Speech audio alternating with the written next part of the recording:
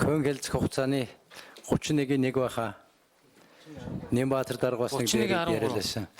Тэрийг зохицуулт хийсэн үү? Тэр чинь нөгөө хөн хэлцэх хугацаа чинь зогсчихсны дараа хэрэгсэхгүй болох тухай асуудал байдгүй байсан шүү дээ. Тэгсэн чинь тэр 17 онд чинь болвол хэрэг хөн хэлцэх хугацаа дууссан бол хэрэгсэхгүй болгоно гэдээ бүр утгагүй болгоо ичгсэн байсан. Тэрийг энэ хэлцүүлгийн явцад 31-8 хөндөгдсөн юм чинь тэр юмаа янзалчих гэж би хэлсэн. Та нар янзалсан уу тэрийг? Янзалсан.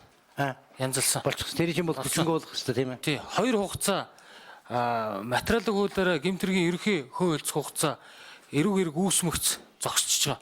Тий. Эрүүг эрг үүснээс хойш дахиж хугацаатай байхгүй бол хүнийг насаараа шалгах асуудал үүснэ гэд бид нар Германы эрүүгийн хууль болон бусад улс орнуудын жишгэлээд мөрдөн шалгах хугацааг ерөнхий хөө хэлцэх хугацааг хоёроор үржүүлснээр тогтоож байгаа. Хоёр дахин үржүүлснээр 31-13-ыг тэг зохицуулж явж байгаа.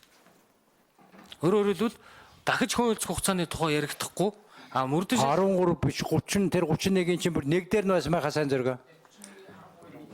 13-ыг 31-13-ыг зохицуулсан. Тэр чил их хөвдөлтэй байгаа юм да. Тий. Томьёол нь одоо та бүхэнд яг урд чинь очиж эцсийн зөвлөг дээр тий.